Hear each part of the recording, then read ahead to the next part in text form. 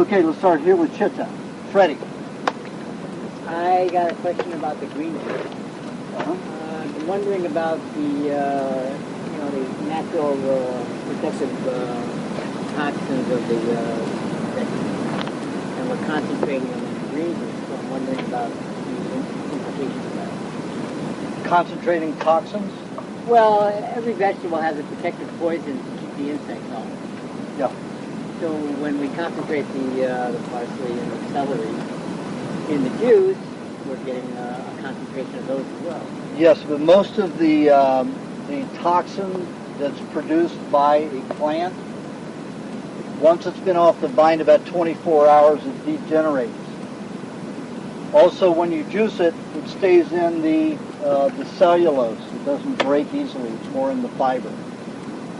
So it goes down with the pulp. Right, mostly goes out with the pulp. So, and all of the minerals, when they are released into the juice, did everybody understand the question? Okay, every plant has a protective anti-insecticide on it to keep the insects from eating everything. And his question was, how does our body deal with that? Is that a problem? And it's not a problem when we juice it because most of the poison is degenerated within 24 hours from it being extracted from the ground or the vine or wherever it is, wherever it's picked, the leaf, wherever it might be. Once it's extricated from its natural growth environment, that breaks down, because if it didn't break down, all the insects and molds that naturally decompose to recycle in composting would all die. They'd be killed. So once the plant is off, or once the plant is out of the ground, or the produce is off the tree, that whole cycle stops. So we don't have to worry about the toxins, the natural insecticides that are in vegetables. It's a good question. Nobody's ever asked me that before. Well, I'll tell you, there's a group, there's an email group, AV Critics or something like that, and it was coming up in there. And I don't ask. Certainly. AV means me, Aajonus Vonderplanitz. AV Critics. Yeah, critics. You have critics? You got critics. Are to be questioned? You arrived, Aajonus. I guess. Yeah. I made Wall Street Journal, the financial magazine. I mean, newspaper. Why didn't they put me on the cover? Because they had an article about raw milk. It was a good one. When is it? This was on Wednesday. The title of the article was "Got Raw Milk." Oh, really? Was it a good article? And they put me as the leader of the underground, milk underground. Now, which magazine is it? Wall Street Journal. It's not a magazine. It's a newspaper. Okay, yeah, of course. Trying to say newspaper. And I didn't even get out to try to find the paper until like 5 o'clock in the evening, and I had to go to 5 places because they were sold out. Wow. To get it, but I found one place that had 5 copies. Are you going to put it on the website? I don't. That's not my website. Oh, That's my publisher's website for the books. Yeah. I don't have time. But I have a copy here. I'll pass it around if everybody wants to after the next thing. James Stewart read it to me. Maybe I'll read it to all of you. It's one long column, not too much. Okay. Do you have a question? Yes. Yeah. First of all, I want to say, about swimming pools. Is there any way to make a swimming pool that is not toxic? Yeah. We have a swimming pool? There's someone I know has a swimming pool, but they do. Well, they can make, there are electrical chlorinators. There's an electrical charge machine that sends electrical charge into the water, and it makes a charged chlorine with no chloroform. That's one way. Barbara Streisand just did hers with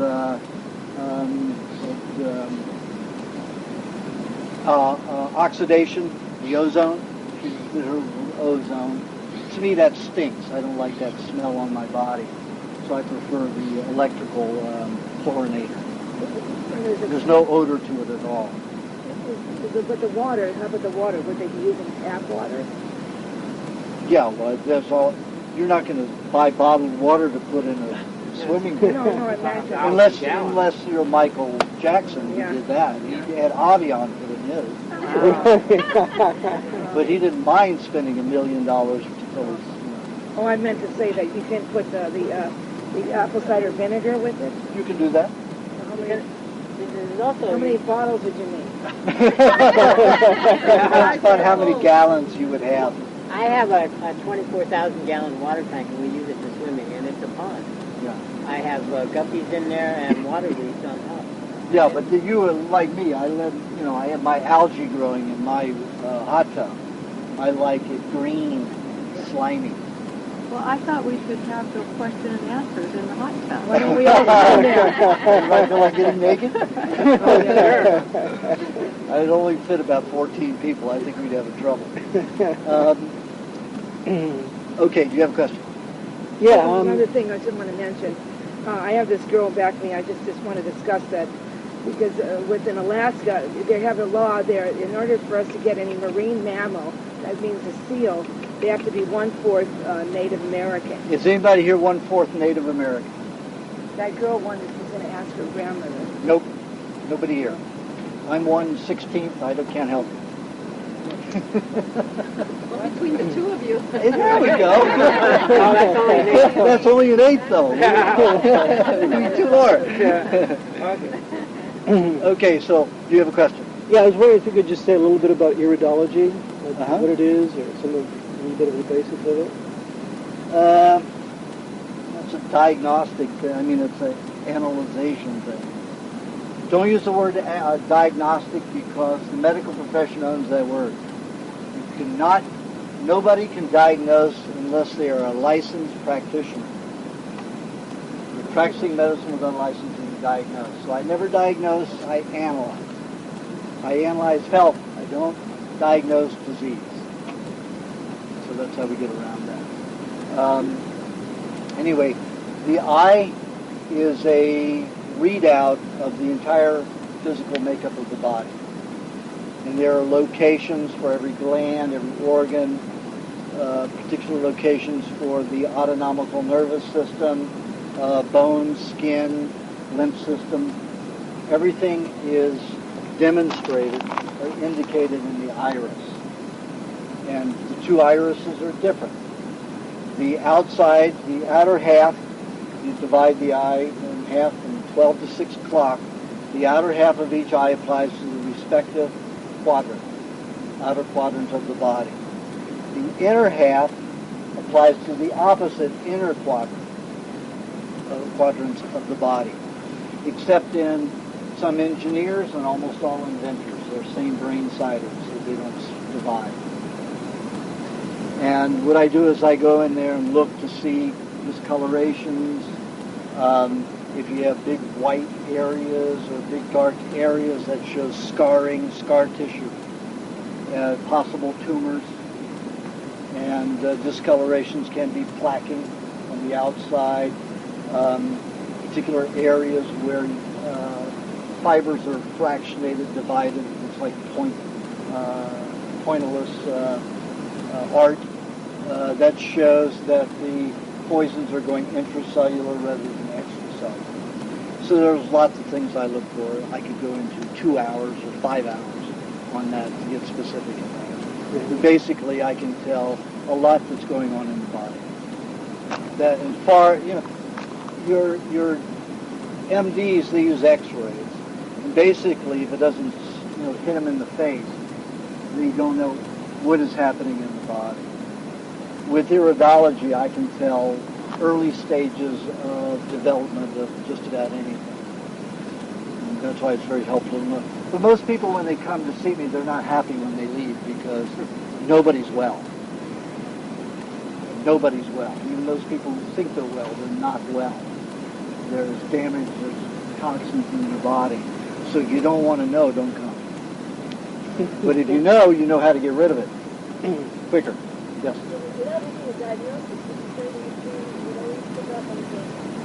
Wood machine. Oh, you mean my reading of the iris? Yeah. Yes. Cardiac arrest, yes. Oh, aorta I can see torn? congestion around the heart. I saw somebody that came a couple of weeks ago had 5 little bitty pea-sized what looks like tumors. So I can't say they're tumors because I'd be diagnosing, with the medical professional. I'm only allowed to. So what I say is, this is what I see when people have been diagnosed by the medical profession with tumors, and I find them in the heart.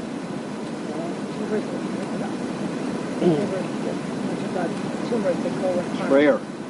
Yeah. This man had it. For you, the chemical what age It's about 3 months. Well, I can see it within a month, but most people can't see it within 3 months, until 3 months have passed. So unless somebody's deathly ill, I say come back in a year. Then you get to see a big change then, and then everybody's very happy about those changes. Something they can see dramatically. If you come back in 3 months, you'll see the subtle changes. And that can make you happy, but it's better just come back in a year unless you have cancer or something like that. I like to keep up with it about every 3 months. Otherwise, a year's fine. Or somebody has MS or something like that, I like to see maybe 3 to 6 months.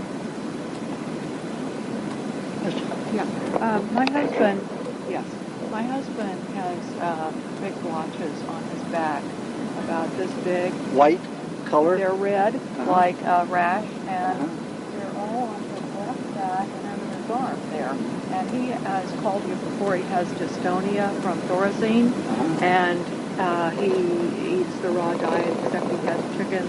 You told him to have chicken once a week, but he's been having to have it more because he's detoxing so much. So You mean cooked chicken? Yes, cooked chicken. So I was wondering, what can he do? The primal facial body Should he care just cream. leave it go? No. Okay. Because usually it's a mold, could be a yeast infection. Okay. And remember, the yeast, all molds are there to break down degenerative tissue. Okay. If it's a yeast mold, that means that it's feeding off of sugar damaged tissue. Okay. If it's like Now he's eating cooked chicken. Giardia, it's a cross between sugars, sometimes alcohol, and toxic cooked heterocyclic amines that have damaged the cell. I see. Heterocyclic amines from cooked meats. So now he feels so bad he's eating cooked chicken almost every day or every other day. He's not going to get beyond it then. I see. Okay. He'll just live in that state. Okay. It'd be best if he's soaked in a hot tub. Okay. Maybe an hour a day, and put the primal facial body care cream Okay. from the recipe book. Yes. Do you have a question? How do you deal with different metabolic types? Or I don't know that much about it, but I've heard people talking about, depending on where you are, from Alaska to South Africa, there's different metabolic types that feel good eating different. That's a theory portions. that nobody has any proof to substantiate, and I certainly haven't been able to find any either. I mean, in my actual practice with people, I have, Africans who eat this diet, that vegetarians who live their whole life as vegetarians who eat the diet. So I haven't found any. I've got Nordic people who eat, they're the ones that are supposed to be the meat eaters, raw meat eaters from basically everywhere. I've got people from the tropics eating this diet, and it's all favorable for everybody. So this metabolic thing is somebody's idealization on what they think should be happening in nature, but it's not. Yeah. I'm fairly new to this, and of course, one of the hardest one to get over was eating chicken. And so I ate chicken, and I'd eaten it a few times, but then one time I ate it and smelled it and everything, but I got really sick. What was your sick? Like diarrhea for a week, 103 fever for 2 days. That doesn't mean you got it from chicken. Like, how do you know if you actually did get food poisoning or? There's no such thing as food poisoning. unless you're eating cooked food. So remember that when you eat when a bacteria feeds on cooked food, it's eating poisons along with it, just like if we eat, cooked food, we'll get heterocyclic-amines, lipid peroxides, and advanced glycation end products and acrylamides. Those are the major toxins. Also have other complex toxins which are not as investigated, but I mentioned them in the recipe book. So when these bacteria feed on them too, they also produce more toxins. So their verotoxins will be 10 to 100 times more toxic. And when they're raw, they're never toxic. As I said in the recipe book, the people who aren't on this diet have an average of 18 to 20% diarrhea and vomiting happening all the time. 18 to 20% of the population on this diet is 8 to 12%, depending upon the time of year. So there's a lot less diarrhea and vomiting, but you can't associate with either cooked diet or raw diet because it happens on both. So you have to say what's causing the diarrhea. When I've had diarrhea analyzed and vomit analyzed, I found a lot of poisons, a lot of dead liver cells, gallbladder, spleen, something like that in the vomit. In the diarrhea, I found a lot of dead bowel cells or intestinal cells or liver cells or muscular cells in some gut cells. So it's a dumping area. The stomach and the bowels and the intestines are a dumping area for these poisons to leave the blood to get into to get in and out of the body. So vomiting and diarrhea is a good thing, whether you're on a cooked diet or a raw diet. And it has nothing to do with what you're eating. However, if you're eating cooked foods, you're more likely to create more of it because you're putting more poison to be dumped into the stomach and intestines. So you've got to get out of the stigma that some raw food has caused you diarrhea and vomiting. When you have diarrhea and vomiting, when you're eating cooked foods, what do you blame it on? It's always poisons in the body. I mean, if you're eating some very high meat, high cooked meat, yeah, that can create instant diarrhea because the verotoxins are very, very potent. So that's poison in itself. But eating high meat, as those people saw when I was on, those of you who saw when I was on Ripley's Believe It or Not a year ago, I ate a 1 year and 3 months old high meat that did not sit in the refrigerator. And I did not get sick. The photographer got sick from smelling it. He was vomiting like crazy. But I didn't get sick eating it. Is that because you're used to it? I mean, you've been doing it regularly? Well, it smells pretty good to me. People who've eaten it a lot, it starts smelling good to them. It's like the Eskimos. First time I smelled, I couldn't get within 5 feet. I was just like the cameraman. I wanted to vomit like crazy. And the children were jumping up and down. Over what? This odor of the high meat. Yeah, they love it because they get them so high and happy. What do you call it? It makes them strong through the fall and winter. It's called Pemmican? Pemmican. Oh, No. Pemmican. Pemmican is not high meat. Oh. Pemmican is meat that they preserve by drying it, beating it into a flour, mixing it with some kind of lard, baking it in the sun. The dried meat will absorb that fat. They press it into a block, about a 90-pound block, and they do it every every late summer. The Eskimos. And so did the North American Indians all through Canada. This was in case they didn't get fresh food. They always had this reserve, but they never ate the pemmican unless they had to. If they did not eat it, they just buried it. They never ate it unless they had to, because it's enzyme and vitamin deficient. It leaches from the body. So you only use it in emergency. Now, some of the adventurers, the trailblazers that went across from, Canada and across the Americas, all the way from the West Coast to the East Coast, or the East Coast to the West Coast, would take one 90-pound block of that and make it all 3,000 miles across the country, one block.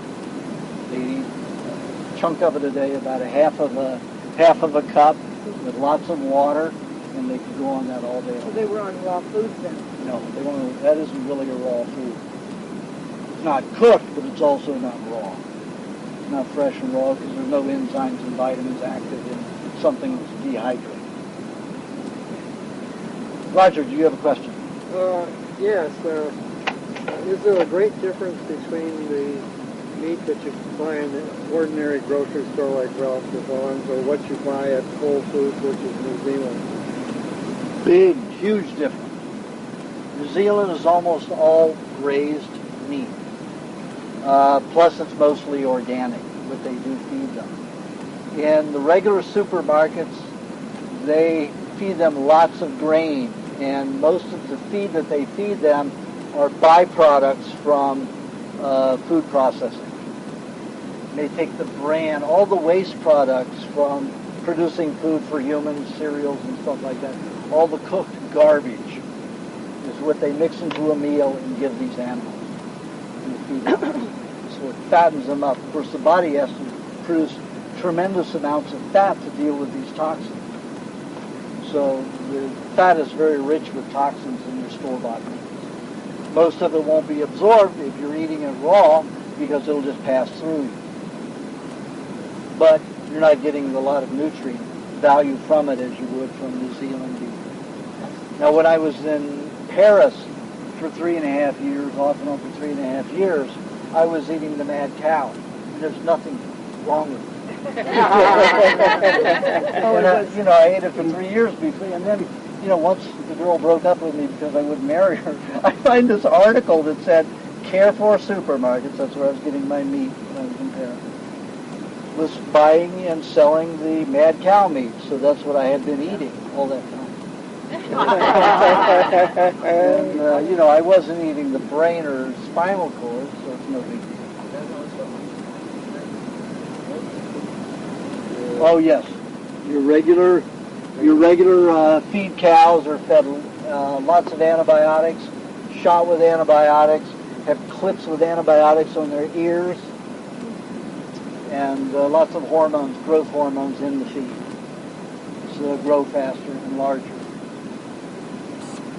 And those have been linked with, they get a lot of it from soy byproducts. And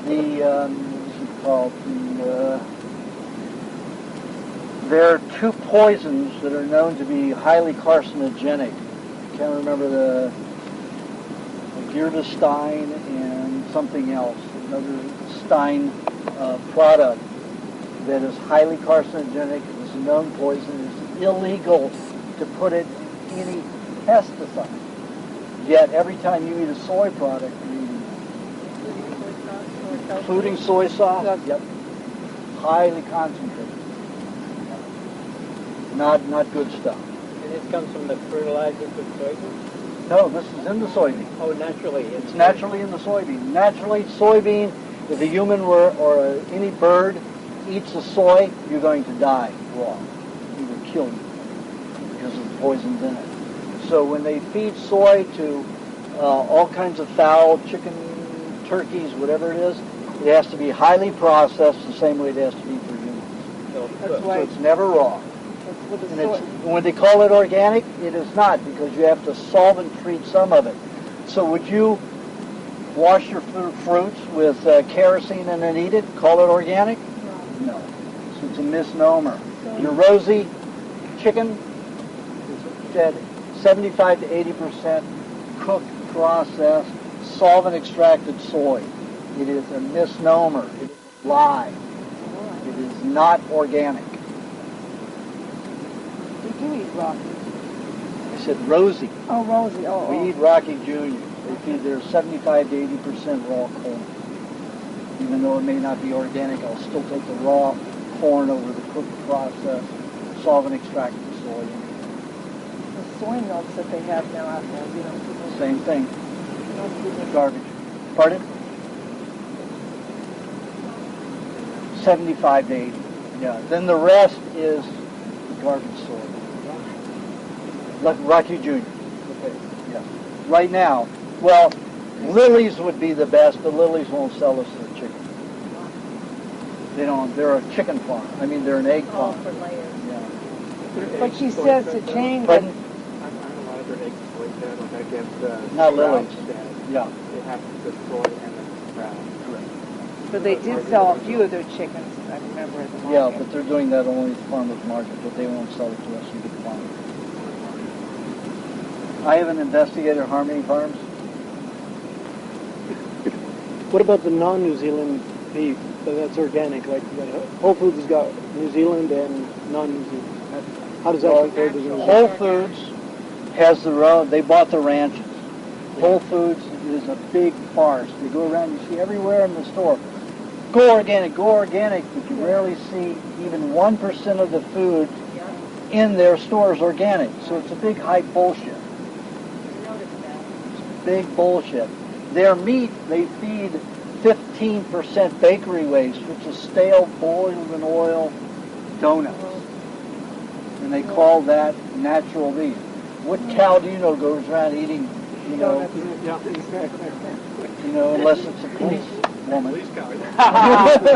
The pigs eat it, the female cows eat it. Pardon? Well, you eat what you can get, the best of what you can get. But the best to get is New Zealand all great.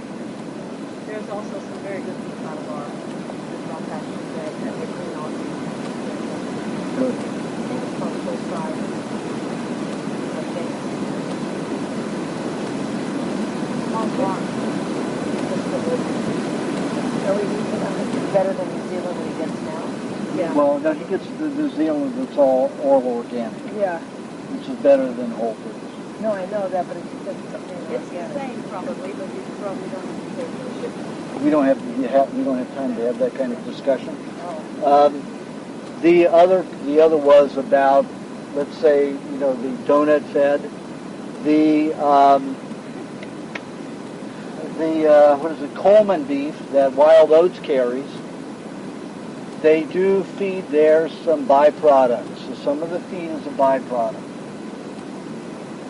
So it's not all, all perfect. And they don't promise that it's organic either.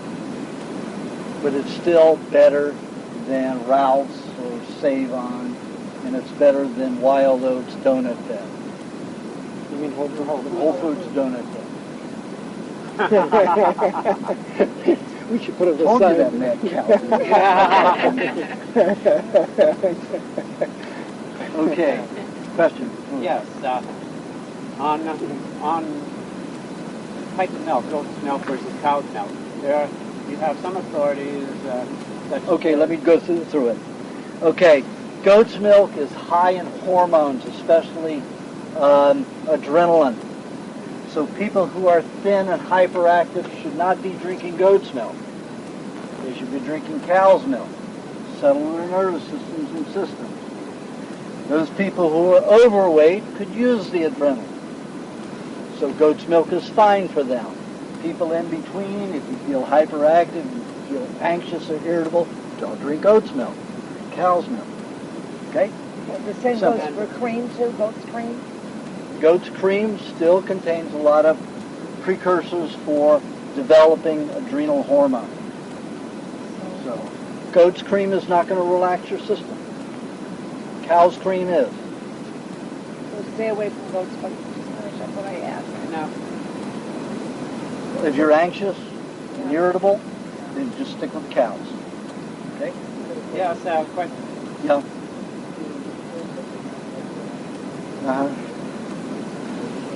Well, it depends. If you're not hyperactive because you're thin, it could be because you're not creating any hormones.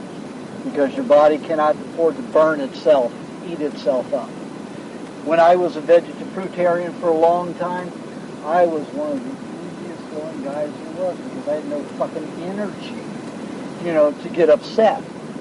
In between, when it get down to that, I can get very irritable very quickly in somebody's face because they're killing animals and eating animals. Die-hard vegetarian. But I had to learn my lesson. Then when I became so weak that I was so mellow that I was tired. So the issue about the size of the fat globules in cow's milk versus goat's milk is that's hypothetical garbage. If you're eating it raw, you're going to digest it, whether it's a larb. Well, what does that mean? It means I'm going to be more nourished if I eat more. So I'll take a bigger molecule of fat from a cow as opposed to a goat. So in other words, should we throw away what we have? No, eat it. Don't worry about it. Yeah. Having goat's milk or avoiding it? Well, it depends. Depends upon the person. If it's irritable, I'd say no, or mix it. Yeah. There are other ways to stimulate your adrenal glands other than milk. Goat's milk. I got it in the book. There you go. There's the coffee substitute, and there's also red onion. There's also garlic. All those are stimulated. Zach, getting around something to stimulate? Okay. Do you have a question? Just a quick one. When we were eating here before, there was okay the berries right after eating. I've read the book and I noticed you have this large paragraph on berries. How is it the berries in the fruit? They are, but we're eating such a little amount. That You can get away with eating a couple of tablespoons of fruit, even with the meat. When the Indians made their pemmican, they usually made it with blueberry or berries of any kind. And you should eat pineapple with the meat. That is for what kind of butter? Any kind of butter. Anyone can just have pineapple. Pineapple with meat. Well, I didn't want you to have anything to detoxify you. I want to stabilize you. You're in too much pain. But stay away from fruit if you're in pain. Stay away from fruit. Well, you're just pain free for how long? No. I would wait a couple of months before I do that. I mean, maybe 1 day a week.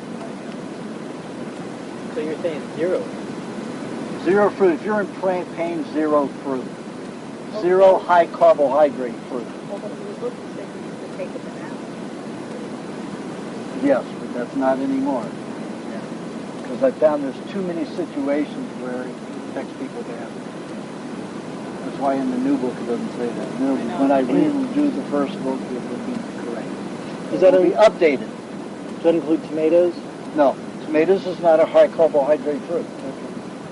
It's a bland fruit, highly acid. So cucumbers and tomatoes and anything like that? Cucumbers are a little too high in alkalinizing minerals, but it's not high in high carbohydrates, so it's still okay. You just don't want to eat too much with meat. Neither the tomatoes nor No more. No, the tomatoes are high in acids. No They more can eat as much as you like with the meats. No more than 3 cucumbers at a time, slices. Yeah, about 3 slices. I said 2 tablespoons in the recipes book. I said 2 tablespoons of anything highly alkalinizing. That goes for parsley, cucumber, zucchini, whatever it is high in alkaline. You want to keep it to 2 tablespoons per meat. Let's say per cup of meat. And a cup of meat is only 1/3 of a pound. You can have an egg with it, right? Eggs acid. You have as many eggs as you like with meat. I was in Pattaya, Thailand. I always went to this French restaurant because they'd make my steak tartare for me every night differently, the way I wanted it. So I just ordered the way I wanted it for Like, that how evening. did you have it? And the chef came out and said, "You're eating an omelet tonight," because they had like 5 eggs in it instead of a couple of egg yolks. Or they just got either eggs when you went there, or tomatoes, or whatever with the Well, I gave them different recipes. Oh. You can create your own way. More eggs, less more meat, less meat. But More tomatoes. their meat is all grass-fed in Thailand. Well, it all depends where they get it from. Anyway, we're not going to go into Thailand. Okay, you have a question?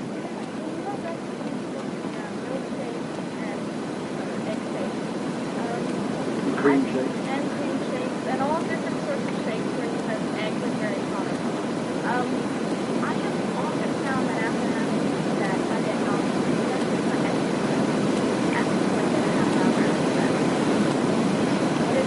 People who usually get nausea after eating a cream shake or a milkshake, their liver, spleen, gallbladder, or pancreas. And it's usually gallbladder, and it's usually pancreas, and liver are dumping into the stomach poison. So it's a good detoxification. Eat a little cheese before you start drinking it, or a little cheese after they're in between. It'll absorb those poisons and make you nauseous. Remember, nausea is always an indication that poisons are dumping into the stomach. Period. That is always what it is.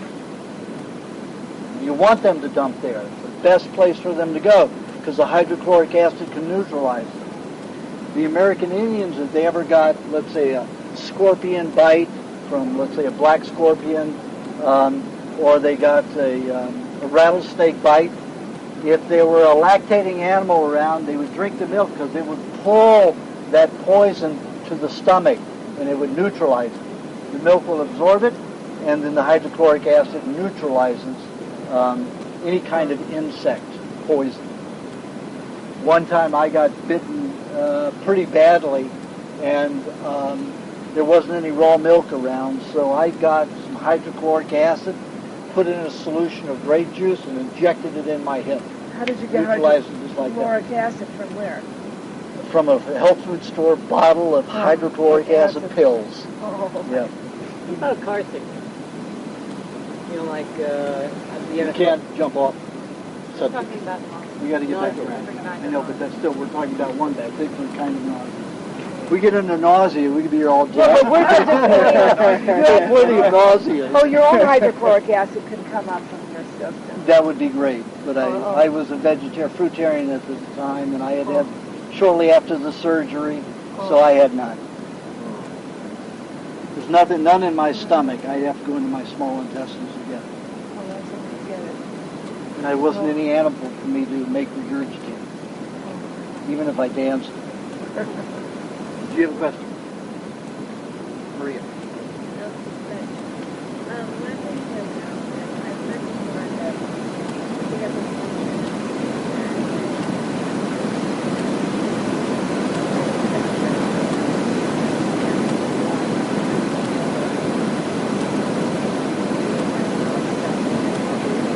Very, very true.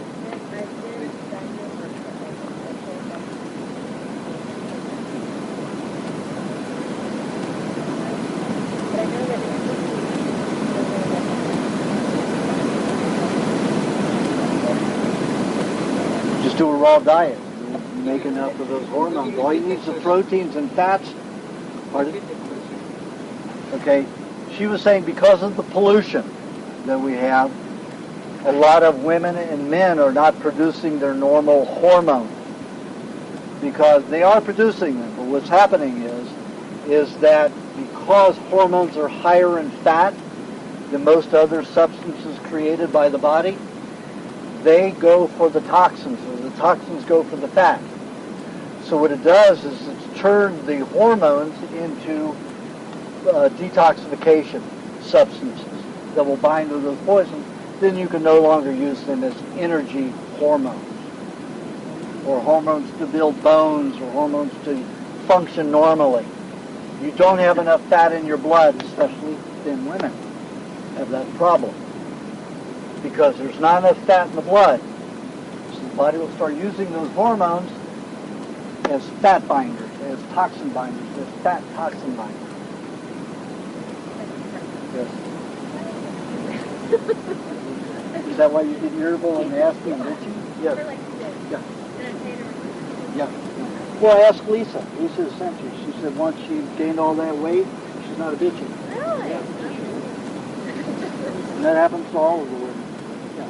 This is the fine size right here. Lori's the fine size back there. Women who have excess be happy, much happier. Question? Yeah, one at first. Yep.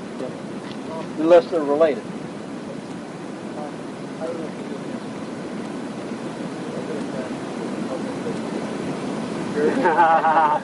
Very good. And whenever she eats anything, she's has no mucus lining on her stomach. So anything goes in there, hydrochloric acid starts eating away on her stomach lining. She needs to spend a month eating nothing but about 30 eggs a day. How tall is she? Sure. How tall? 5'1", 5'2"? Okay. I don't know why. So you could have, 25, 28 eggs a day, 22 to 28 eggs. And just stick with eggs. Eggs, eggs, eggs all day long and for about 22 to 30 days. That should coat and, redo the lining of the stomach. Now she's going to have some nausea because of it, still with the eggs. The eggs will prep the stomach and handle it.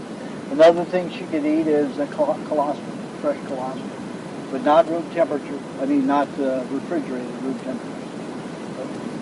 And it's best if she leaves it out at least for 24 hours before she drinks. All right.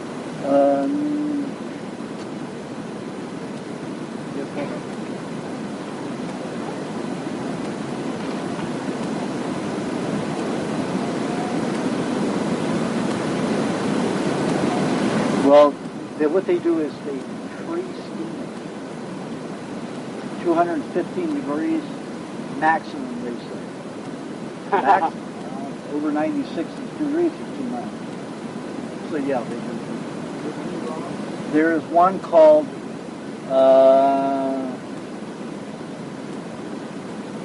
something like virgin cocoa de cream. Did you drink it? No. Some people want to eat pre-made so they don't have to juice the coconut. Coconut cream. The James does. Yeah, but that's naturally juiced, freshly juiced. This is pre-made, packaged, and shipped. That one they do at about 118 degrees.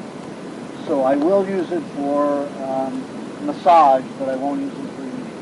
I will use a little bit in my primal facial body care cream, but not for eating.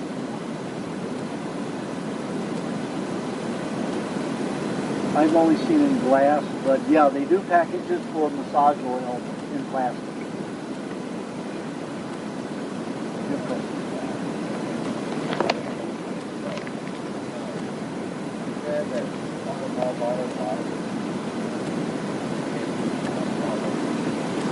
Correct.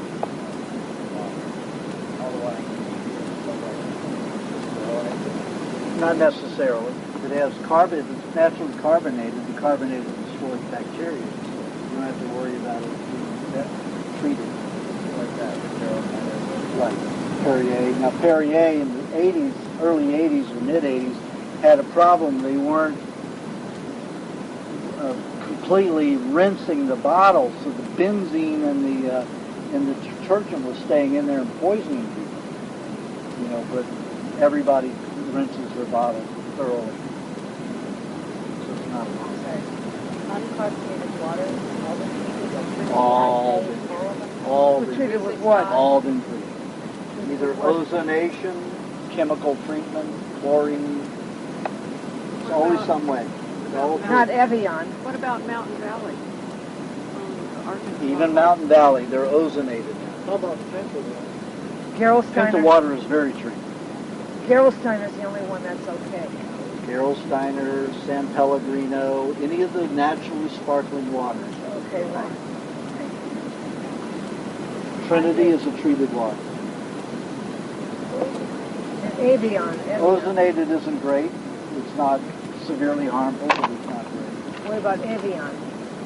Evian water. Evian, I haven't investigated those lately, but they used to be fine. They used to not treat. Pardon? 365. Pardon? Distilled water is the worst water you can drink. You will just rip your system to pieces because it's the hungriest water. Yep, it leaches everything. That's different. That's high in bacteria. What is it called? Rainwater? Rainwater. Oh. Rainwater is full of bacteria. That's a different kind of distilled water. But still, it's not a good idea to drink a lot of rainwater either. What does rain do? Rain goes down, dissolves the rock in the ground so the plants can eat. And that's what it does. If you drink too much water, it will dissolve and leach the nutrients out of your digestive tract and blood. Now, when you're going through a detoxification or downsizing, if you have a problem losing weight, water can be helpful to dissolve some of that garbage. But if you lose weight quickly, you don't want to have much water. Now, I don't say no water. I say keep your water intake low.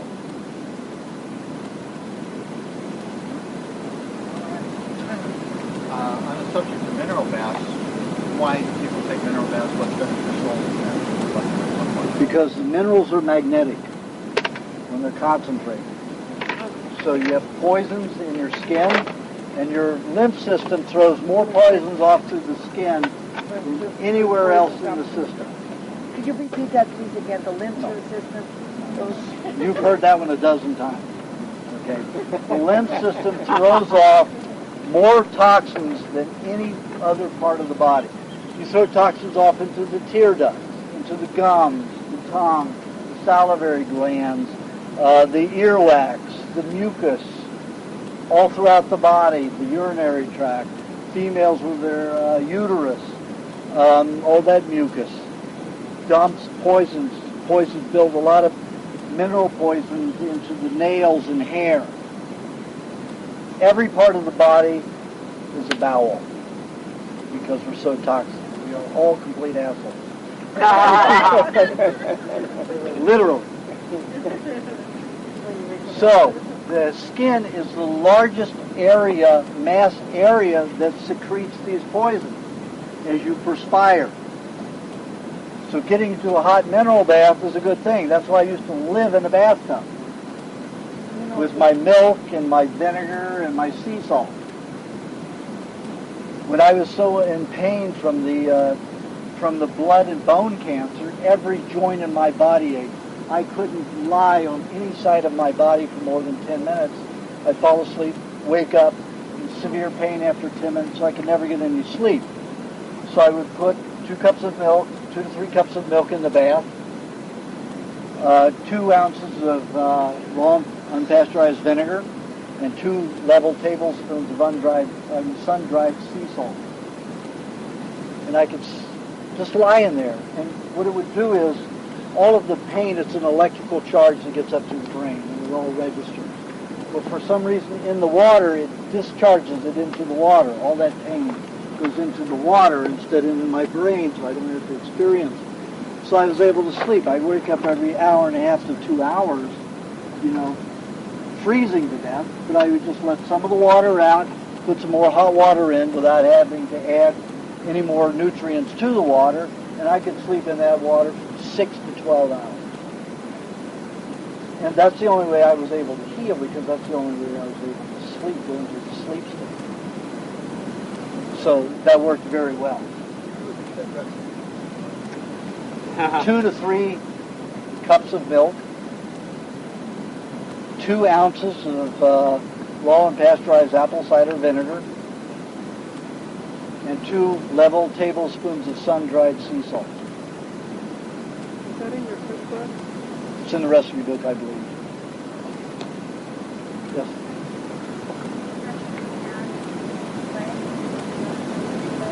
You can, if you like. Maybe a little bit more drying for your skin, but that's okay.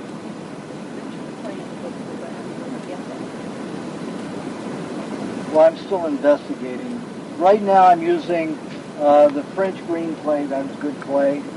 The Terramin clay, Terramin, is a pretty good clay. It's from the desert, the California desert. Some of the areas where they mine it was from a thermal bed that was about active maybe 900 years ago or so. So some of those minerals are still cauterized. So I'm experimenting with some of it, eating some of it just to see what it's like. Because it may have had enough bacterial activity to where that cauterization has reversed itself. but I'm not going to say positively it is. But you can use it as a mask, you can put it in your bath, you can use it as skin application, whatever you like in that way. Pardon? No, you have to get it off the internet. No, the Terramount. Green clay, you can get it at any of the health food stores in the bulk department. Well, let me put it this way. I've gotten it at Co-Opportunity, I've gotten it at Erewhon, and the Whole Foods at National and Bering. They all had it in the bulk department. This is dry.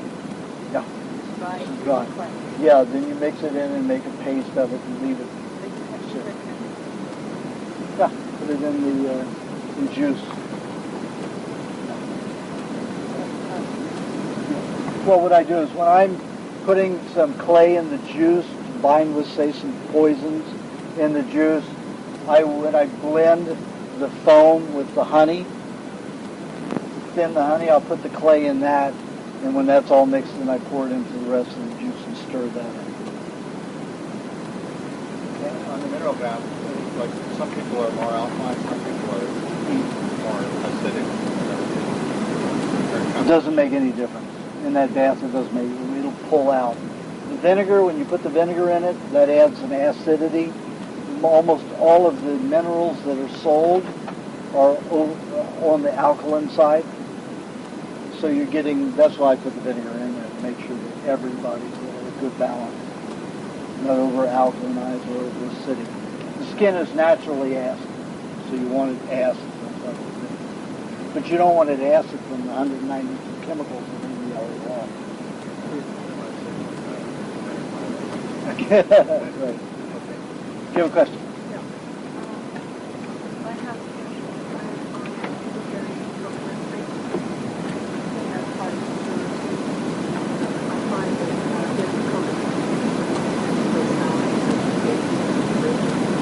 Did you read in the new recipe book?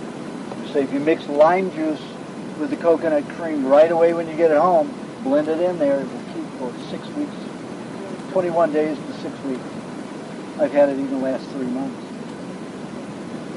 So I'm just curious. Just when you get it home, put it in 8-ounce or 4-ounce jars with the lime juice in it. Yep. How much lime juice? Great. I use about 2 tablespoons for 8 ounces. Tablespoon for 4 ounces. Pardon? No, a pint is only 2 cups. Yes, that's 2 ounces.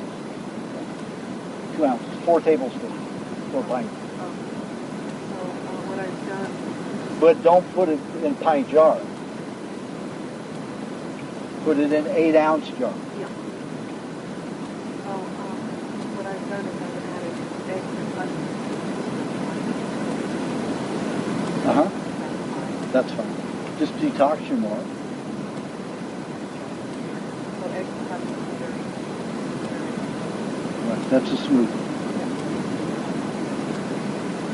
It's more detoxification. Good question. Can you put the lime juice in fresh aloe vera juice? You don't need that in aloe vera juice. Aloe vera juice has a natural enzyme that's very bitter and preserves the juice. No need for that. Just keep it refrigerated. Harvey's question. I have 2 questions. First, Give me one. first in every book regarding cancer, they suggest not getting sugar. Any kind of sugar is fine. But in their suggestion, always talk about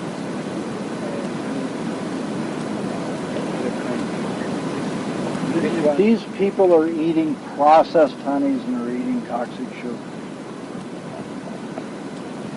So honey, unheated honey is not a problem.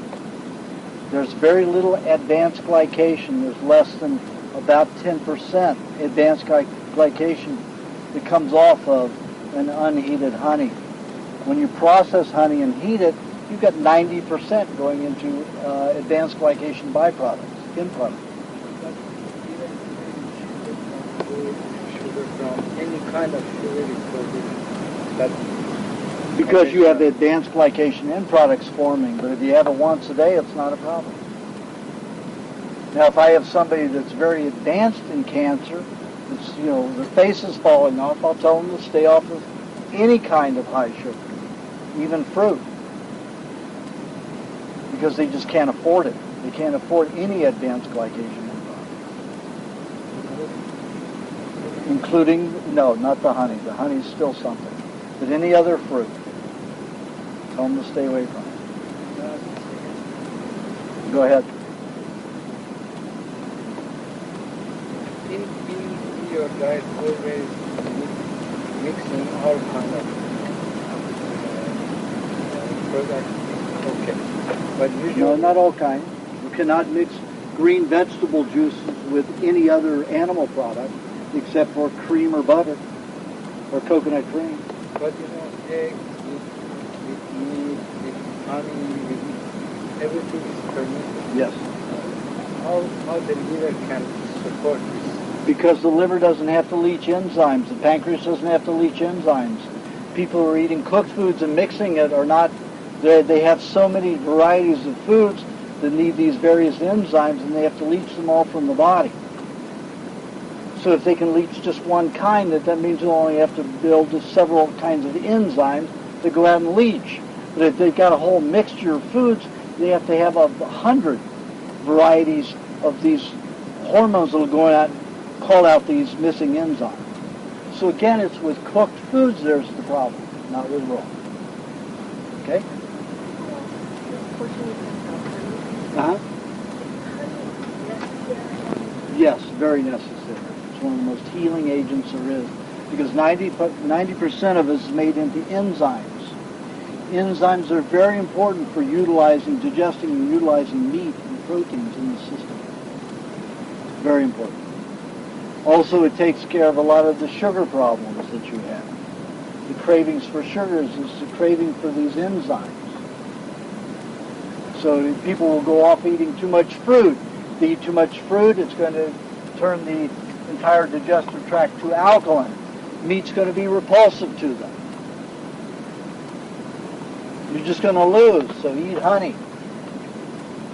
It's your best way out. Not with the weight loss, because that'll make you crazy. Because then you're searching for too much protein, and you're not eating enough protein to utilize that much honey. Yes? Well, we found some was 10,000 years old in the pyramid, and it was great and fine. So I don't know if there's a limit on it. Do you have a question? Okay. Good question. I debate to ask you this because it goes back to the folded dry iron? Yeah, the triangle, yeah. And, even though that's very funny about the cows.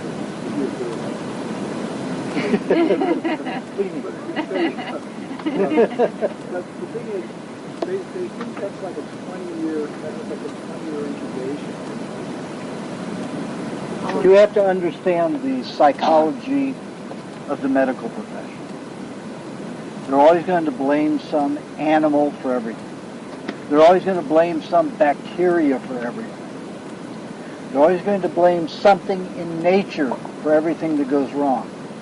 But you have to understand that primitive man did not have diseases. Still, those who eat primitively and eat raw meats and raw dairy have no diseases. The only disfiguration that I've seen in any of those tribes is the Fulani, who eats 90 to 95% only milk, raw milk. They have splotchy skin. Maybe they're related to the cows, splotches. But that is the only deformity that I see about them. But they're so familiar with it, it's a beauty to them. It's not a deformity because there's no disease as a result of it. So you can just live off milk and not be well enough? No, not us. Not them. They were raised that way. If we were raised all raw, we wouldn't have the poisons to need excess meat and all of that. It's a fiction. The prion illness is a fact, but it's not because of anything natural. It's because of all the chemicals and antibiotics that they've been giving these cows for so long. Also found that wild foods and moose and stuff like that out. They found the folded prions, yes. And you also see, if you link the U.S. military's link to dropping bombs on these herds to test biological warfare, you'll find that those herds always were subjected to some kind of chemical contamination. And I don't know if you've done any investigation of that. The U.S. military has been using, one time they dropped it on 1 million people in the swamps of Louisiana. Chemical testing, biological warfare on our own people in Louisiana, 1 million people. Why won't you test it? Biological chemical warfare on our own people. Oh, I thought they Documented. Here with the chemtrails. Oh yeah, they do it with chemtrails, they do it with, They're doing chemtrails Yeah. with the Yeah. natural too. yeah, it's chemotherapy. But it's based Detoxing for those of us who raw when we get sick, then detox people who are not or partially raw. Are they detoxing when they get a cold and nauseous? Everybody's detoxing when they have an illness. Disease is always detoxification. Pain is always detoxification. Pain is swelling in the area. Swelling is always an increase of nutrients to the area. Trying to get more nutrients in there to clean the area, to cleanse the area, to detoxify, and to supply nutrients for healing. Colds, flus, no matter what it is, it's all detoxification. This diet doesn't change anything, except that when you detoxify properly, and you heal properly. People who are on cooked foods do not detoxify properly and do not heal properly. With that, I think that makes sense. Say the cruise ship diseases, when people are on a cruise and some 70% of them are getting some similar illness. Now, if the germ theory doesn't apply, how does it apply coincidentally to all these people? It's not coincidental. Let's say that food had been like the Jack in the Box incident. I linked it to, they didn't clean out at the factory when they were grinding the meat. They did not clean out the benzene out of the grinders properly. So when the meat got through, that whole 225-pound block of ground beef was affected with that benzene. Who are they going to blame it on, though? What happens when you put poisons in the body? You create bacteria to eat the degenerative tissue. So, of course, you're always going to find Salmonella or E. coli or Campylobacter in the presence of degenerative tissue.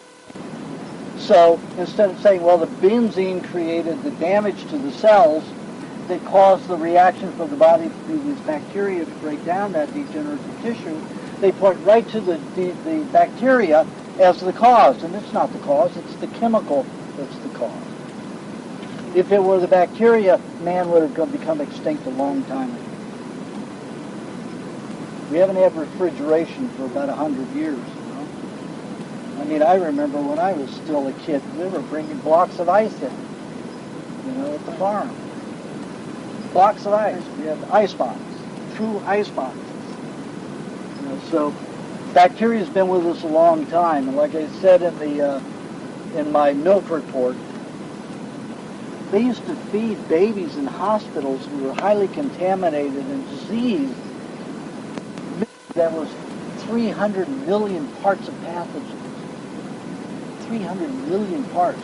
They only allow 10 of them in to milk now. 10 parts they won't allow. And they were feeding children, they were getting well, infants getting well, who had some kind of infant disease. They had 3 million parts. When was this, about 50 years ago? About 60, 70 years ago. 70 years ago. Documented. Even the very contaminated dive right in and have any of the raw foods, bacteria okay. That doesn't mean it's a job. Well, I mean, I don't suggest somebody go out and eat a half a pound of high meat when they haven't been on the raw diet for very long. That can cause a massive detox, because what is that bacteria going to do? They're going to go and start eating up all your dead cells. And if you have that much waste product dumping at one time, it's going to take your full body's energy, and you're going to have diarrhea, you're going to have vomiting, you're going to be floored. So you want to be rational about what detoxifications you promote, and that's what I'm going into in the next book. I've been talking to somebody who, by the way, she ate 200 pounds, I told you, of the high meat, and almost within a very short time. And she's still been fighting sickness, vomiting and pains in her hips. 200 pounds or 2 pounds? 200 pounds. 200 pounds of high meat? Yeah, within a very period of time. Yeah. Wow. Yeah, but it took off. Take her 200 days to eat it? No, I mean different. 200 days? I mean, she had a lot. She was raising animals. I don't know if it's 200 pounds, but I have to make sure. I'm not sure I would believe that story. But I mean, she's still since 1993 in pain and going through vomiting and diarrhea since 1993. Did she eat that much in a short period of time? Yeah, she was raiding her own pieces, Was she eating it raw? Yeah, raw, right. Yeah. And since 93? Yeah. I'd have to question that person. Anyway, we can't argue about it. That person isn't here to tell their story. Okay. Do you have a question?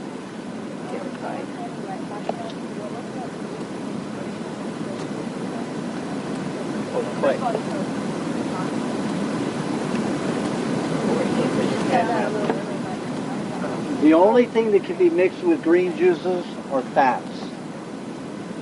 And those fats should be butter, cream, or coconut cream only. No olive oil or anything like that. It's too abrasive. And clay. Well, no, I don't use that for detoxing. I use it to bind with in case there's some kind of pesticide or residue in there. Arlene, do you have this? Yeah, this happened to me a couple weeks ago. That is in a very bad area. Hold on, can somebody give me a glass of milk, please? Is there any milk out there?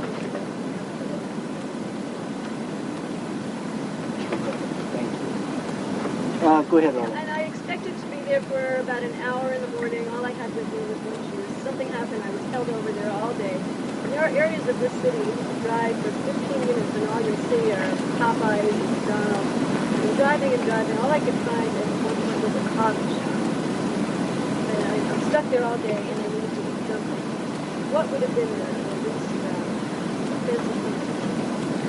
I ended up ordering very, very, very rare hamburgers. Okay, when I did that one time, I went to In-N-Out Burger, In-N-Out Burgers, and they're the only ones that don't freeze their hamburger. They would not serve me the hamburger without the bun, so I said, give me the frickin' bun. So I just took it off the bun and ate the hamburger. However, I don't care if I'm leaving the house for 2 hours, I take food for at least 12 hours, sometimes for 24 hours, because you never know what's going to happen. Car could break down, you could go to jail for some reason, you get a chemical spill on the street. What's going to happen? You don't have your food. I always am prepared because I've had too many situations like you just described. Coffee shop. No, like I said, the best alternative would have been get it raw.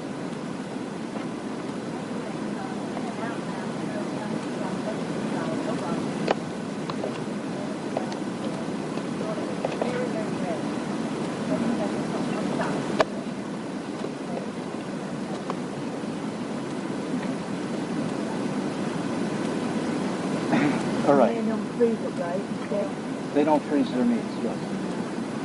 Good question. I noticed sometimes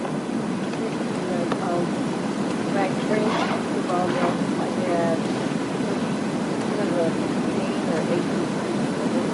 Are you drinking it cold or warm? sometimes. I rest my case. Whenever you drink cold milk, what happens? Your stomach shrinks, contracts. When your stomach's contracted, you can't secrete build and secrete hydrochloric acid. So what happens? You have unprocessed sugars and unprocessed proteins move into the duodenum. They go right into the blood undigested. Then the liver has to try to handle the situation, or the pancreas, and that'll cause some cramping. And let's say the time before you drank it cold, but you didn't have the reaction right away, so the next time you drank the milk, all of a sudden the body's going to deal with that undigested protein that's sitting in the liver. So I tell people not to drink cold milk. Don't do it. Minimum, I would say, is you take it out right away and you put it in a bowl of warm water and it gets to body temperature, probably half hour. But if you just take it out and don't put it in warm water and you let it sit in the cupboard, put it in a dark cupboard because the light will turn it bitter. Put it in a dark cupboard, let it sit. And you know, 8-10 hours. Well, it just isn't as tasty. You can also make some bad breath. No. Because it needs there's a certain bacteria. It's a certain bacteria that reacts with gums, bone, dental bone, and dental nerves. Can cause it to detox heavily. That's why it creates a bad breath. It's not a bad breath normally like the toxins that get into the blood. The gases from the stomach get into the air passage, and then when you secrete it out the lungs, that's one kind of bad breath. But the particular bad breath from bitter milk is usually breaking down the toxicity in the nerve tissue or the bones in the dental, in the mandibles, and it secretes out the gums along the teeth, and that creates a foul odor. Is about 60, 70 degrees okay? Is it got to be up near body temperature for milk? No, it depends. If you let it sit for 8-10 hours at room temperature, 60, 80, 70 degrees is fine. Okay. But it's got to sit for long. You Longer, can't just heat it up. The cooler it is, the longer. Oh, I see. Okay, where were we? Right there.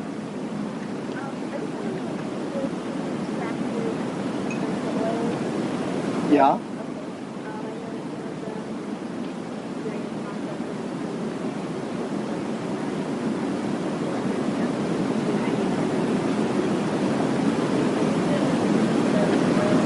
Whose oil?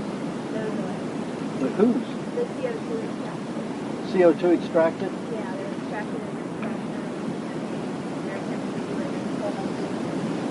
Yeah, but with the friction, they heat up to somewhere around 118 to 130 degrees.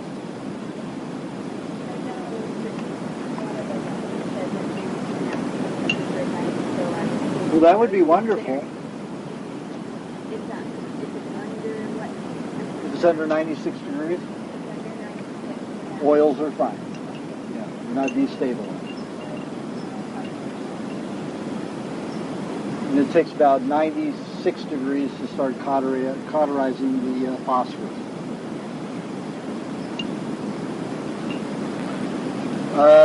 Somebody also asked me to, and those people who came late, is Teresa around here somewhere?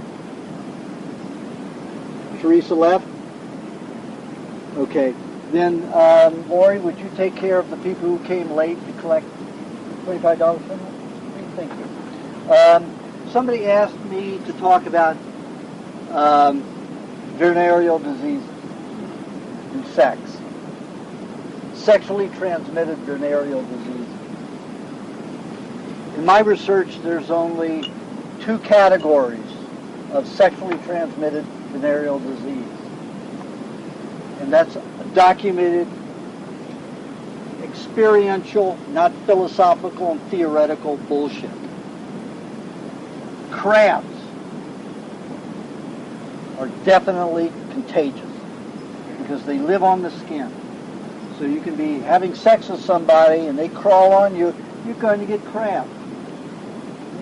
The other are yeasts that live in the skin. So if a woman has a yeast infection or a man has candida and your perspiration gets on each other, those yeasts can transfer to the other because they live on the skin. But AIDS, HIV, gonorrhea, syphilis, it's all bullshit because they have to pass through 5 membranes. After they get through the mucus, which is 8 to 10 layers, then they have to fight the white blood cells if they get into the blood. A microbiologist from Irvine University did a 37-page document on it that proved that 1 in 5 million chance of you getting AIDS or any other disease from intercourse. There's a moral myth out there from the moral majority that want to keep you from having sex because they believe it's against their religion that you enjoy sex. The industrial reason for wanting you to believe it is because you'll use condoms or you'll use spermicides or any of their products. Do you know how many people are using condoms now every time they have sex? Do you know what a multi-billion-dollar, trillion-dollar a year that business is now? And 40 years ago, it was unheard of. They were making a couple of million a year. Now it's trillions of dollars a year. They have a reason to call things sexually transmitted. Everybody has their little angle, their little interest, self-interest, to want you to believe that things are transmittable. AIDS, or HIV, when they found the virus in sperm, there were only 2 viruses, 2 virus bodies. The ability of those 2 virus bodies to get through a woman's mucus tissue, which is 8 to 10 layers thick, all those mucus fibers, get into 5 layers of mucous membrane walls, and then fight the white blood cells? Impossible. Ridiculous. Not even a chance in 1 in 5 million of that happening. Blood. When you bleed outward. You don't bleed inwardly.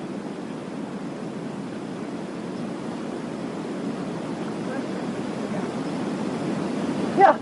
You're bleeding outward. You're not bleeding inward. So how the hell is a virus or a germ going to get up in there? It's not going to happen. People are getting toxic. Poisons are storing, if they're getting gonorrhea, the poisons are storing in the lymphatic system in their genitals. If it's syphilis, it's storing in the nerve tissue. If it's herpes, it's storing in the nerve endings. You have all of these diseases which are the result of toxins in that area. So it's coincidental when somebody's, they've had all these toxins building up at that particular time, and then they go have sex with somebody that's got that disease, and it isn't because that person's got that disease. It's coincidental because that person has been building up the toxins for a long time in that area. All of a sudden it happens. It's like saying, well, I got struck by lightning because there were a bunch of cows in the pasture, or I got struck by lightning because there are trees all around. You've got trees all over the world. How many people are getting struck by lightning? It's coincidental that you have to be in the right place at the right time where the lightning struck you.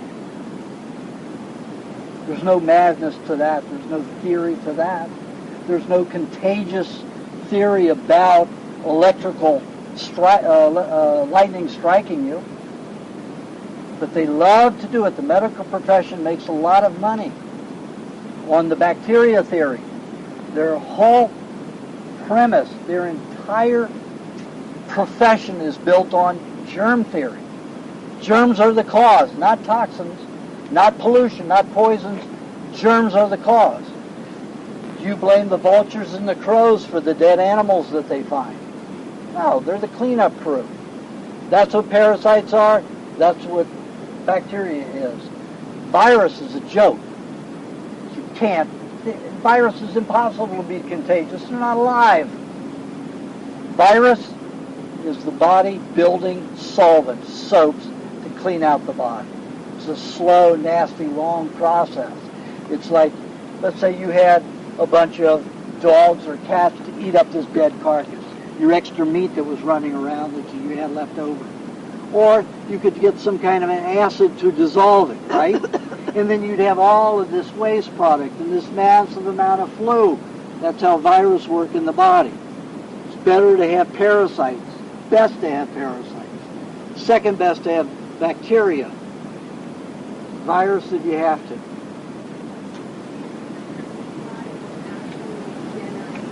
Virus. Exactly. It's the last ditch. It's the last ditch savior for the liver. High in the what?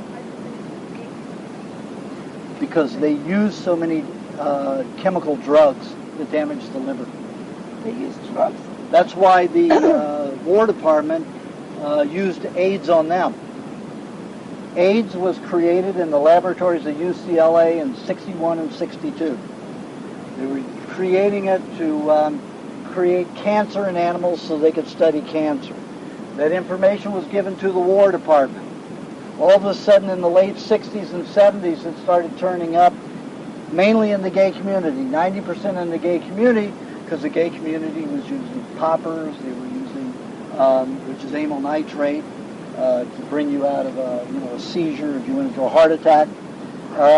They were using speed, methadone, all kinds of drugs, damaging their livers terribly. So they'd get severe hepatitis because they'd have so much degenerative tissue in their livers, they'd have to acquire some kind of radical detoxification to save the liver. And hepatitis was it.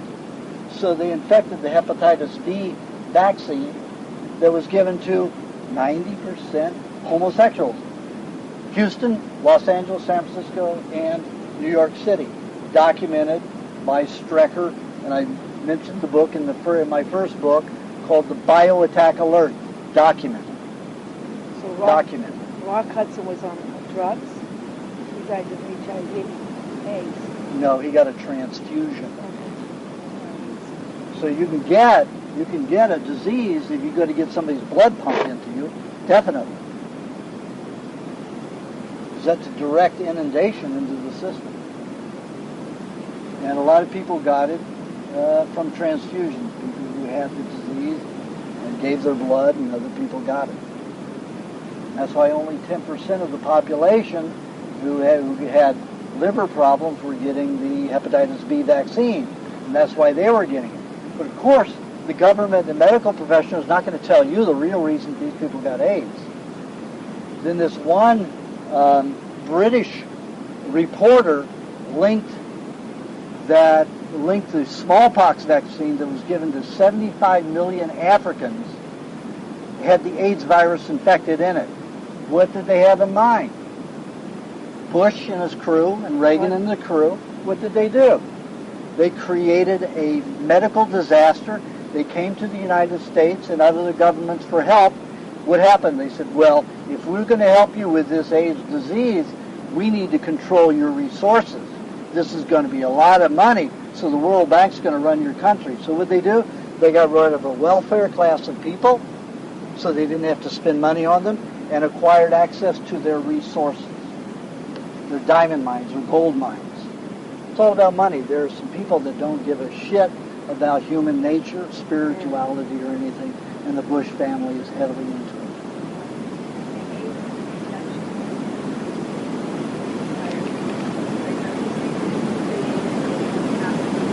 No, it can be passed through blood if you're in any disease. There's not an exception if you're getting transfusion.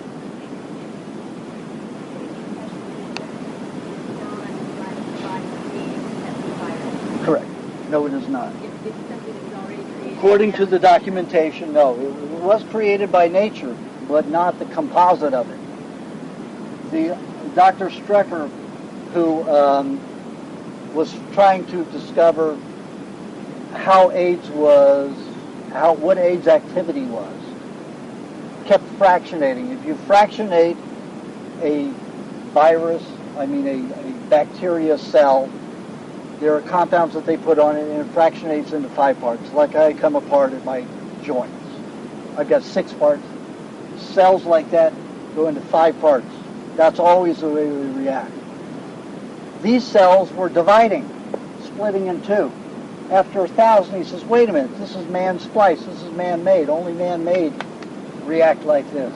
So he took the 2 opposite sides, fused them together, and found out he had the lymphonomic virus of a sheep, of a cow, and the leukemic virus of a sheep. Those 2 diseases were put together. That's not natural in nature. The leukemic virus of a sheep or bacteria. So they spliced it together, and that's how he found out who made it, because he took the 2 names of those diseases, those animals' diseases, and put them together in 15 different combinations. He happened to be in Los Angeles at the time, so he went to UCLA. The first name that he picked in combination that might be called popped right up on the computer at UCLA. Then his brother, who's an attorney, tracked it, and that's what the book's about. Bioattack Alert. Documented. And a Wisconsin or Minnesota senator that helped him get that information from the War Department, both of them were dead within 3 months. Suicide. Neither of them was suicidal. Kind of like the Kennedy stuff. But it's happening out there. There are greedy people, and there are people that think that we're all ants and we're not worthy. They're running the country, and they're important because they're running the country, and they think that their judgment is the correct judgment. They are gods.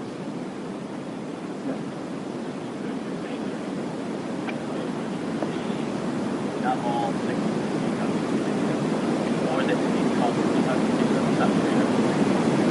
Toxins form, collective toxins. Toxins that collect in your body create malfunctions, create degenerative tissue, places where disease forms. The more toxic you get, the more advanced your disease will get.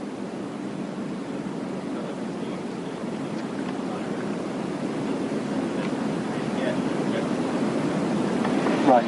It's not a natural one, so it's like an unnatural antibiotic that's put into your body. It's not natural. It will have degenerative effects on you. Yes, I'm saying there is natural disease. Toxins, yes. Correct. Yes. All of them are natural. But if you weren't eating cooked foods, you would never have any kind of toxin. And if you weren't exposed to pollution, chemical pollution, industrial pollution, there would be no disease.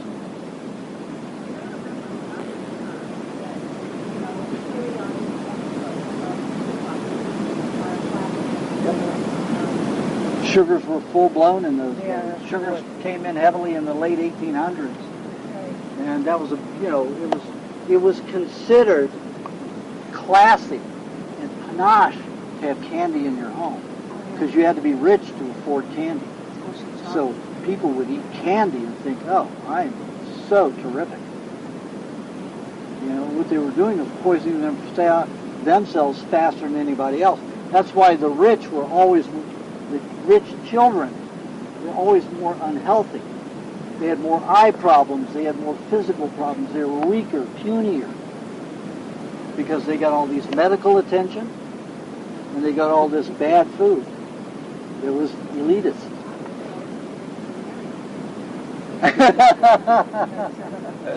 Let me tell you, there's lots of dogs and cats out there and other animals who, interbreed all the time and don't have those problems. Down the street and catch their chicken pox if they have had it, and it would work. That wasn't. It was coincidental again. It's like bears come out of hibernation. Bears aren't contagious. You have certain times of the year, certain climatic conditions that are just right for certain virus and bacteria. The virus, the body will build them, and the bacteria, the body will breed them.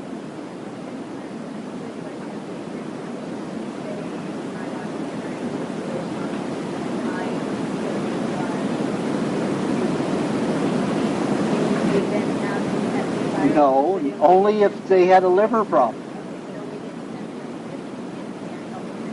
Correct.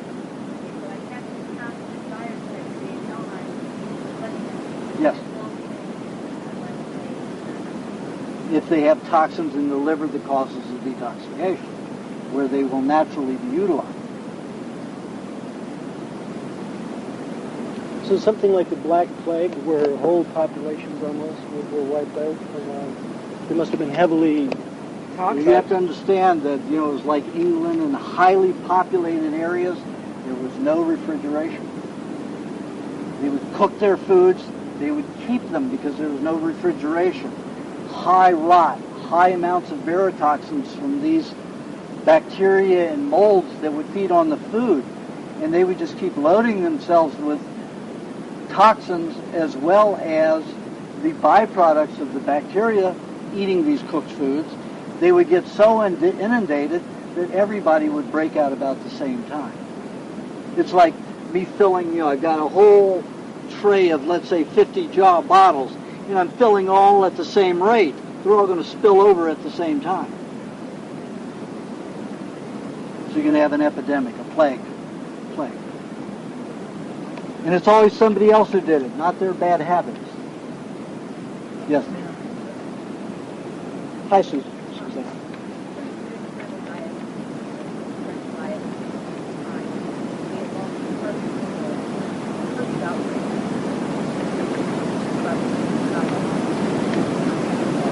Correct. Correct.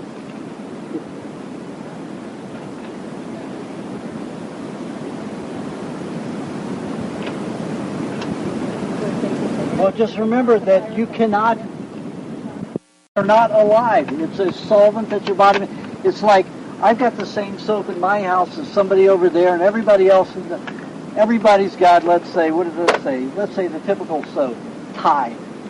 Everybody's got Tide in their house. It's a solvent. That's a virus. It isn't contagious because everybody has it, because everybody's produced it.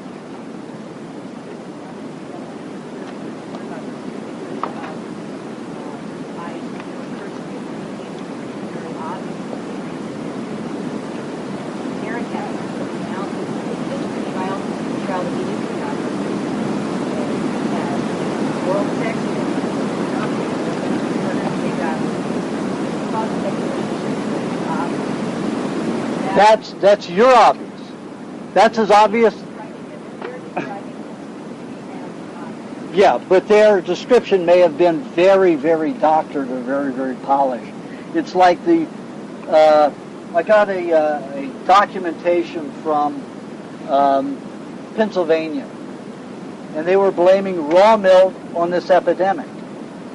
Now, they said that 95 people, Kathy, you have to go around and up.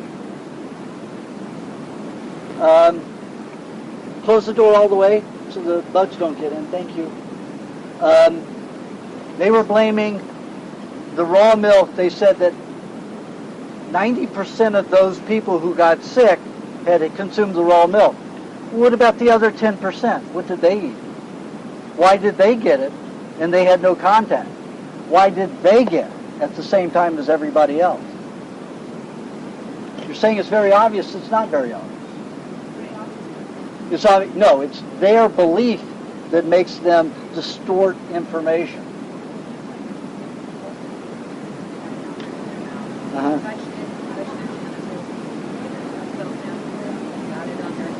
You have it systemically. If you have it, you have it systemically. The nervous system is the most active passageway in the body. It moves faster than lymph and blood.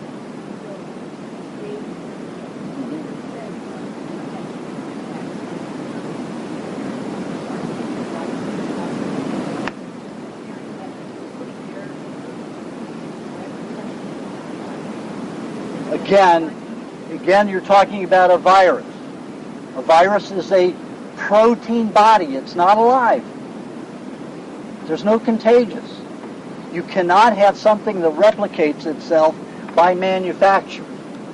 This is not a breeding substance that multiplies. It only replicates by manufacture in the body.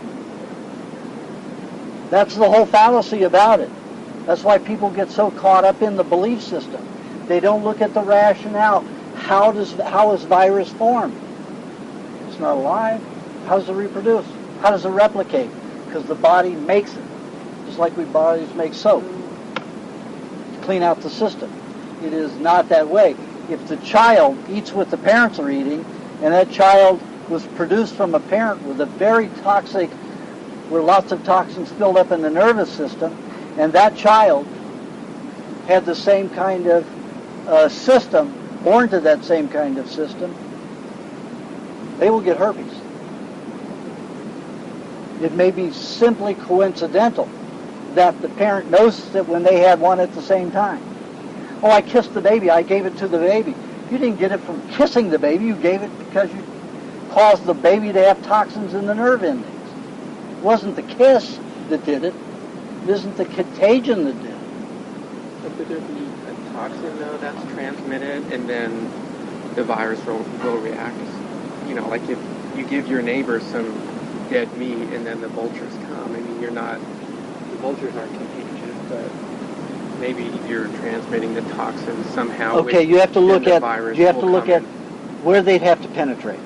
You bleed out. Sores, you seep outward. You don't seep inward. So how's it going to get in? But maybe there's some other kind of toxin that is transmitted. You're looking at a myth. It just seems like... It's like if I take water balloons and try to throw it through that house, it's not going to happen. That's a myth. You know, maybe the house has a leak in it sometime, and you happen to be throwing water balloons at that particular time, and all of a sudden, you know, a water main breaks at this particular time. Did the water balloons create that disaster, the water that's in the house?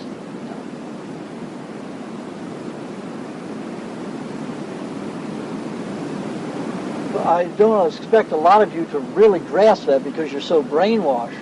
But if you take biochemistry and you really study it and understand that viruses are not alive, viruses are protein bodies, and they can only be formed within a body,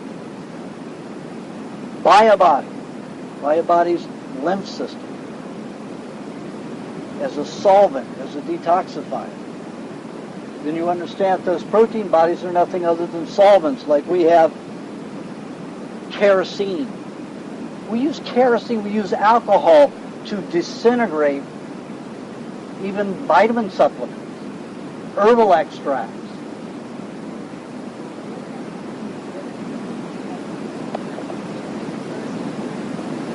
If there were enough of those virus bodies in that blood, and the body said, oh, this is how you make those? Let me see if I can replicate them. Then yes. If the body says, I like that, I want them to get rid of that nerve ending toxicity, then it could manufacture from a blood transfusion.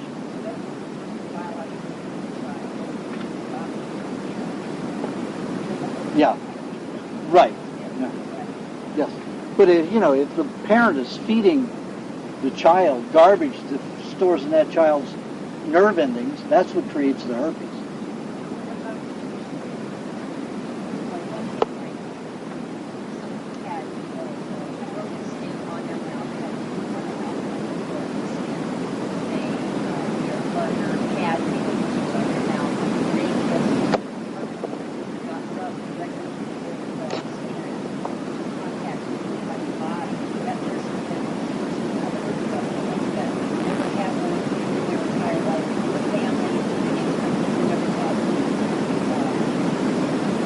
Herpes came about? Wait a minute. Do you know when herpes came about? No.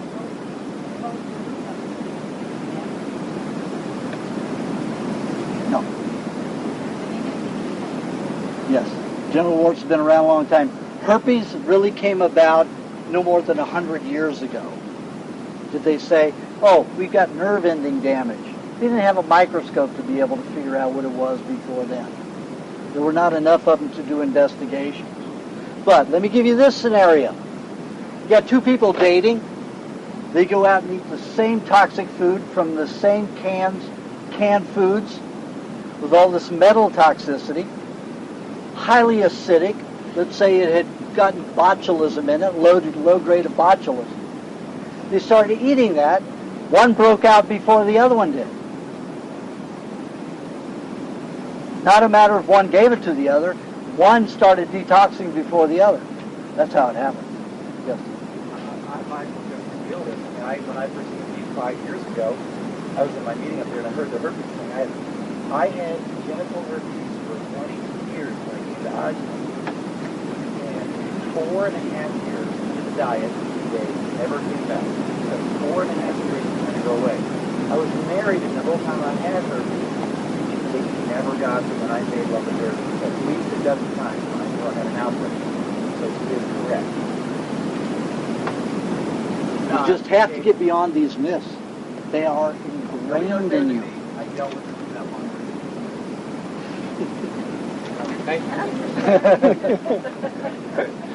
long. True testimonial. Empirical evidence. Empirical evidence. And let me tell you how nice it was not to have to deal with it. These are painful. Yeah, they're just... You're going to ask Mary Jo? Are you how close are you? I think we're it. That's it. Oh, Suzanne, did you have another question? Actually, I have a question. Yes. Too far off the topic. Kathy, you have to go around. That whole, do you want to clean that stairs? It is black from people going up and down it. You have to go out and around. Okay? Thank you. A friend of mine's buying a house, and it has to do with termite repair, and wants to do a non-toxic approach off this. No such thing.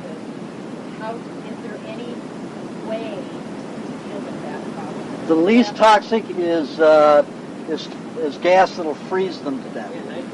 Nitrogen. Yeah, liquid nitrogen. It's a gas once it goes in. So liquid nitrogen, that is the least harmful.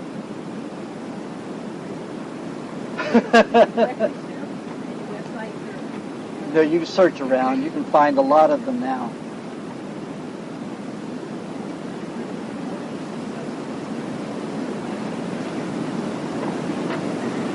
Just remember, anytime you take or any kind of citrus oil and use solvent, they use a solvent that's like brake fluid to dissolve that. Once you treat it that way, it is a highly reactive toxin. I don't care where it came from. They use turpentine is made from oils that are extracted like that from pine needles, and also they have paint thinners that are made from orange peels, or the orange oil in it. Once they treat it that way, it is a highly active toxin. These companies love to tote it as natural because then they get you to buy their product. But it has nothing to do with natural. We have a question, sir. Ready, Mike? $50. Okay, that's right.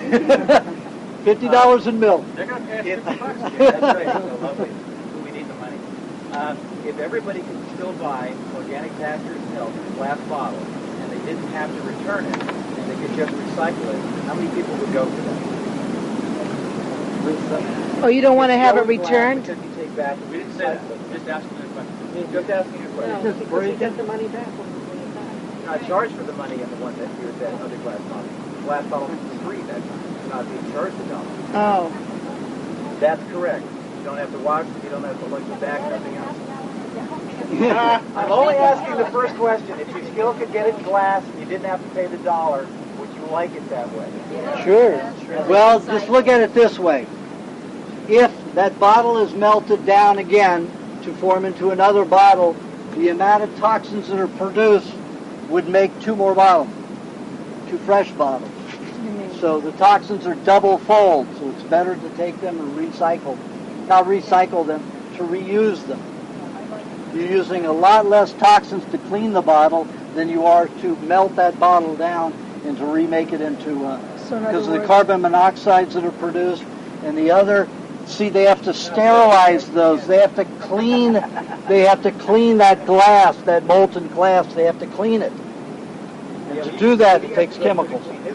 We have 3 full-time people washing bottles because it's very, very hard to get residues off the bottle. Yep. And then it goes through a sterilizer after that. Yep. But for our sterilizer initially, actually have residues that are not a filter, in fact, initially as a base.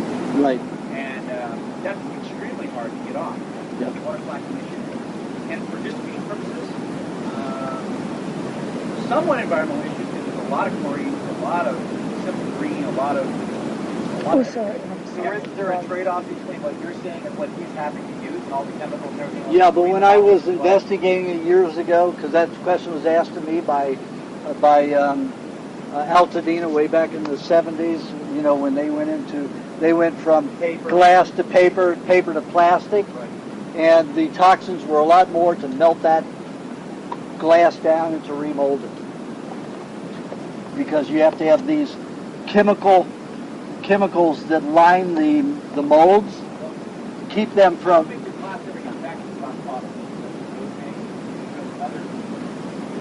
goes into a mining process. It doesn't go back to our plant of making the glass bottle. It goes back to Mexico, the Central plant. It goes into like cleaning surfaces and other things, the recycling process. I would argue that would not be a human hygiene kind of product that's made into again. You may hear from the recycling industry that will last. Well, there are many places where it goes. There is some that goes into asphalt, and what they call macadam, and it does. Would you be right. if we went to a recyclable bottle rather than? Well, I certainly wouldn't like plastic because they have the BPA's. Forget plastic. You're just talking about glass, you know. Did you ever see that one of the round visual blasters? You sit down here for 2 weeks and run around and you see how it feels? No. No, he didn't see the round bottle. It was nice. It also could be printed all around the whole thing. Right. Or it can go around the whole thing. If we change that label as frequently as we like, we can do it It's just that when you have that, the reason that a long time ago, when they used to make square bottles, you had more product on the shelf. You had a round bottle, all these round bottles, you had all this space in between where product didn't fill. But the companies like that because they had to sell less product and make the same amount of money. So they got into that. It's heavy. Except for the here, the box, the shelf is back. It doesn't actually have a Well, there's another reason why we've been processing such serious for a while. One is that I would be able to then have no problem with the distribution of the ordinary. Right. People, I wrote a letter, just so you guys know, about 4 or 5 months ago to all the stores, that if they didn't organize the bottles, I go to 20 stores in one day, and I spend 10 to 15 minutes in stores organizing and looking for the bottles. So I could do another 5 or 10 stores in a day if I didn't have to do all those bottles. And Mark wouldn't have to spend all the time, energy, chemicals, and everything else. So there's a huge issue. And we can still have you know, if you really want to know, you'd have to do a report. You'd have to find out where they go, how they're used, how they're broken down, what chemicals are used, what machinery is used, what kind of contamination does the machinery. There would be a whole investigation that I did in the 70s for that. And my conclusion was it was not good to do that. It was better. But Altadena didn't want to hear that. Because they wanted, they didn't, you know, I mean, it's a lot of hassle. Absolutely. So, back in the food chain or in the mechanical chain, life or plastic, so if you're going to use it, it gets crushed up. Yeah, but there's a difference between the silica that's in the sand that hasn't reached a high temperature and the molten silica cannot be biologically reused again for about 2 million years. Because it has to go through many mold stages like in clay to re-break it down.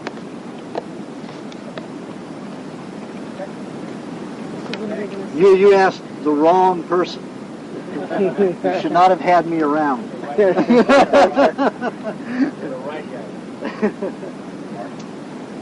Okay, did I catch everybody? Actually, we Who? have to compliment you on something. What's Your that? rice call was right on the money, buddy. Yep. So, that's your first Well, everybody, we'll explain what happened real briefly. Very quickly. For about a month, the taste of the cream... 2 months. No, about a month and a half. The taste of the cream was getting a little weird. It almost had a bad taste. Nobody was sick as well. Turns out Mark had gone and changed from using a little bit of cracked corn and barley, which he leaves out in the field for the cows once it's graze off the grass anyway, so he can give the soy to eat that. And he went and started buying some rice millings, which he thought would be really great for the cows, buying some organic rice millings. It turns out Aajonus overheard this and said, you know that that's rice millings, but they make gibberellic acid out of it, and that's why your product is now having this off, weird flavor and taste to it. And of course Mark said, no, I didn't know. So immediately he eliminated the rice millings and went back to diet the cow, if you don't pasteurize, the flavors come right through. Absolutely. The truth is evident in the product. Thank you for your feedback. I really appreciate it. You're welcome. Thank you, Mark, for coming. Give us a hand here. Thank you, guys.